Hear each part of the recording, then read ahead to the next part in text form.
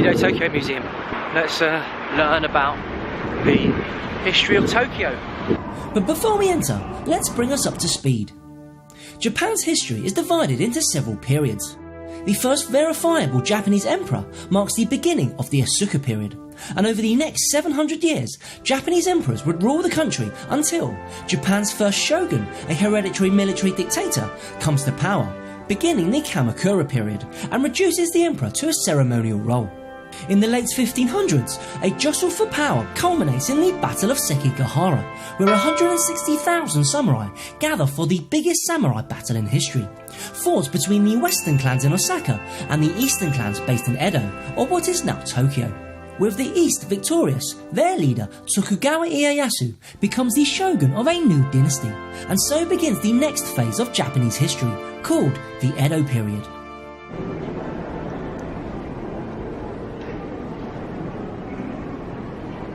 The Edo period is known for its strict class order based on moral purity. Ukiyo-e woodblock prints, most famously Hokusai's The Great Wave, and kabuki theatre, played by all men. However, it was its isolationist policy that would be most significant. Foreign trade was limited to Chinese and Dutch. Chinese and Dutch? Yes, because Dutch appeared unthreatening to the Shogun because they were not interested in Christianity. Right. They were just interested in trade. Oh, right. And it would be this that would ultimately be the shogun's undoing. In 1853, American Commodore Perry arrived in Japan. Okay. They brought a letter from American President Fillmore, and they demanded opening country. Why? The U.S.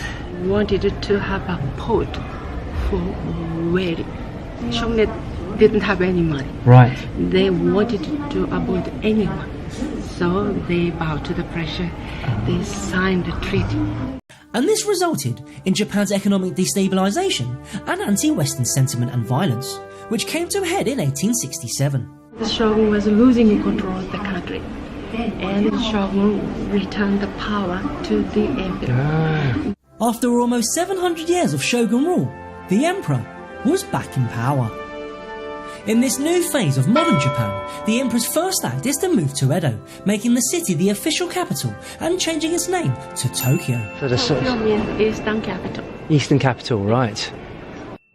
Over the next decades, having seen Europe dominate the once great China, Japan rapidly modernises by abolishing the feudal system, wiping out the samurai class, beginning their industrial revolution with railroads and factories, and adopting Western practices such as politics from Germany, education from Britain, agriculture from the United States, engineering from the Netherlands, arts from Italy, and significantly, the military from France, which results in victories over China, Russia, Korea, and overseas Germany.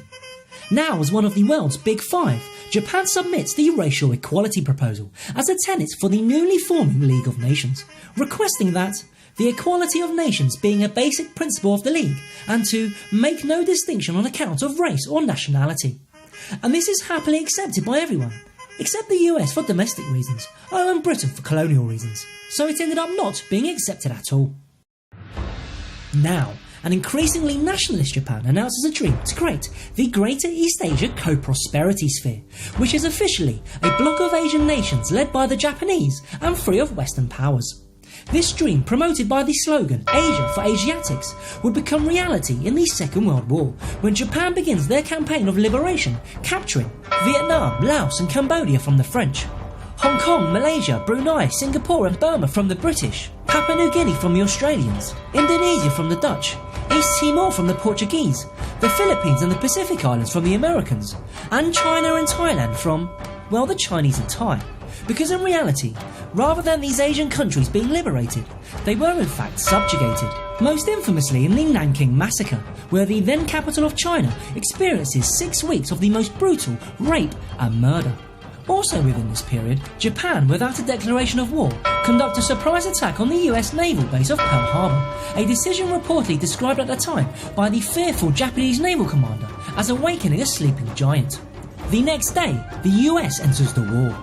By 1945, with Japan having lost the strategically important Pacific Islands, the US are now close enough to attack Japanese soil.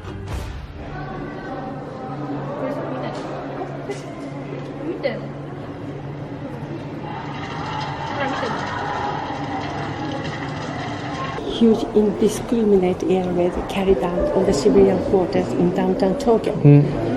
330,000 incendiary bombs were dropped, and it killed 100,000 people in a single night. Wow. These areas were burned to the ground. Although the war is now all but lost, Japan refused to surrender on the enemy's terms and prepare their home front for one long final battle. But the US have literally a secret weapon.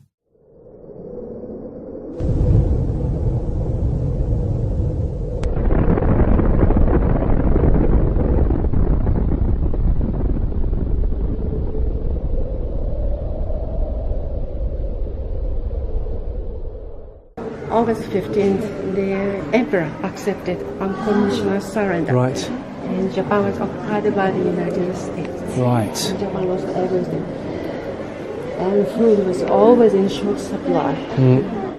With a shortage of food, homes and jobs, the country begins what has been dubbed the Japanese economic miracle through factors such as the Yoshida Doctrine, which focuses on industry rather than military, the Korean War, where Japan profits as the US logistics base, the Keiretsu, which are consortiums that limit foreign goods, and salarymen, who are lifetime employees loyal enough to work 15-hour days, which all resulted in the economy growing 3 times faster than the rest of the world, exemplified by the mass production and consumption of Japan's 3 sacred treasures.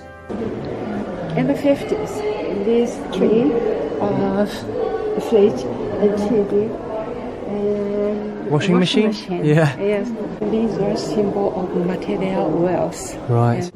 And less than 20 years after the country's humiliating defeat in the war, Japan's miraculous turnaround is complete. In 1964, Tokyo held Summer Olympic Games and demonstrated to the world that Japan's reconstruction was possible. Yeah. But it doesn't stop there. In the 1970s, Japan becomes the world's leading car maker, known for their reliability. And in the 1980s, Japan becomes the world's leading electronics manufacturer, known for their innovation. Most famously with the Sony Walkman, the JVC-designed VHS, and the Casio calculator watch. But this was my personal favourite. Do you know this?